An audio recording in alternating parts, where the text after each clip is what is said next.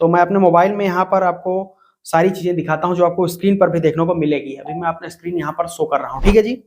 देखिए, भारत सरकार का जो नोटिफिकेशन जारी हो गया है, यह अधिसूचना सड़क परिवहन मंत्रालय राजमार्ग मंत्रालय द्वारा जारी की गई है, ठीक है जी। अब इसको मैं डिटेल में पढ़ने वाला नहीं हूँ, उसको आप डाउनलोड करके खुद से पढ़िएगा, तब आपको पूरा समझ में आ जाएगा। पढ़ूंगा तो बहुत ज़्यादा वीडियो लंबी हो जाएगी। मैं शॉर्ट में कंक्लूजन बता देता हूँ कि क्या नोटिफिकेशन में कहा गया है। देखिए, इसमें बताया गया है कि जो भी पुराने वाहन हैं, 15 वर्ष पुराने गाड़ियों का पंजीकरण प्रमाण पत्र रिन्यूएबल नवीनीकरण करवाएंगे तो फीस कुछ इस तरीके से आपको देनी होगी। अमान्य गाड़ी है तो 50 रुपये, मोटरसाइकिल का 1000, तिपहिया का 2500, हल्के वाहन मोटर वाहनों का 5000 रुपये, मध्यम माल या यात्री वाहक वाहनों का 12000 रुपये, साथ साथ भारी माल या यात्री वाहक वाहनों का 18000 रुपये देना होगा आपको। आयातित मोटर वाहन अगर बाहर से ले आते हैं, 2 पहिया है, तिपहिया है, तो 10,000 रुपये, और बाहर से गाड़ी ले आते हैं अगर 4 व्हीलर है यानी कि विदेशों से, तो उस पर 40,000 रुपये, और कोई अन्य वाहन जो वर्णित नहीं है उस पर 6,000 रुपये का आपको पुनः पंजीकरण करवाने की फीस देनी होगी।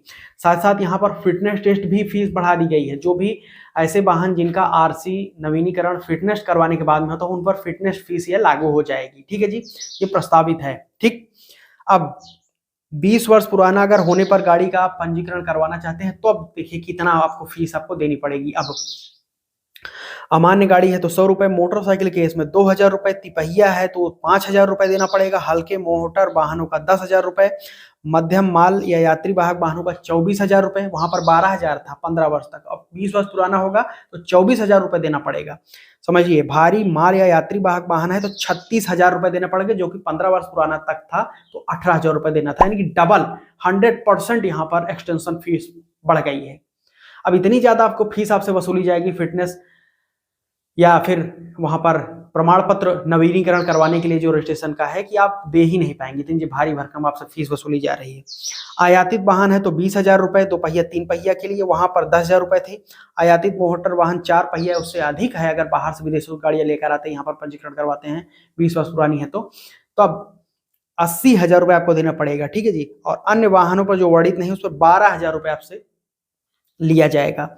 अब 20 वर्ष से अधिक पुराने मोटर वाहनों के लिए फिटनेस प्रमाण पत्र और उनका नवीनीकरण करवाने के लिए देखिए फिटनेस का भी बताया गया है।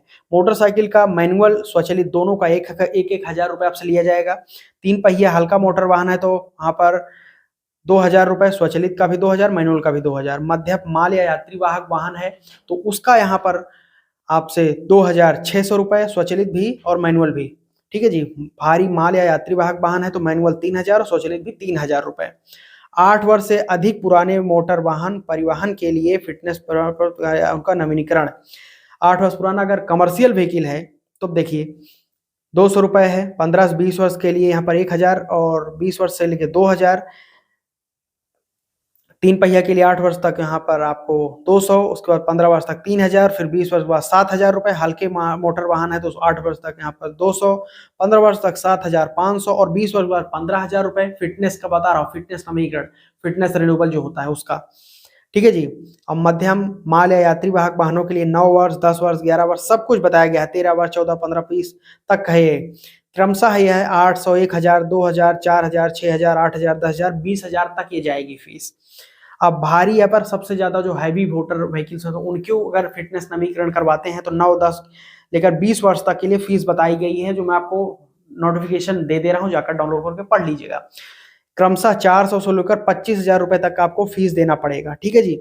ये अपर सचिव महमूद अहमद के द्वारा जारी किया गया है, जिसमें उन्होंने सिग्नेचर है उनके, और भारत का नोटिफिकेशन है। इसको मैं बंद करता हूं। अब समझ लीजिए, मैंने आपको पूरी जानकारी दे दी कि कितनी फीस अब आपको प्रस्तावित है आने वाले दिनों में चुकानी पड़ेगी अगर पुराने वाहनों का पंजीकरण करवाते हैं तो भारत सरकार का कुछ ऐसा ही तर्क है कि इतनी फीस ज्यादा आपके ऊपर वसूली लगा दी जाएगी कि आप पुराने वाहनों का पंजीकरण करवा ही नहीं पाएंगे। अब फीस एक्सटेंशन क्यों किया जा रहा है? ये इसलिए किया जा रहा है कि भारत सरकार नहीं चाहती है कि देश में 15 वर्ष से अधिक पुराने वाहन गाड़ियां रोड पर चलें। ज्यादा से ज्यादा लोगों को मोटिवेट किया जा रहा है नई गाड़ी लेने के लिए या फिर ईवी में कन्वर्ट हो जाने के लिए।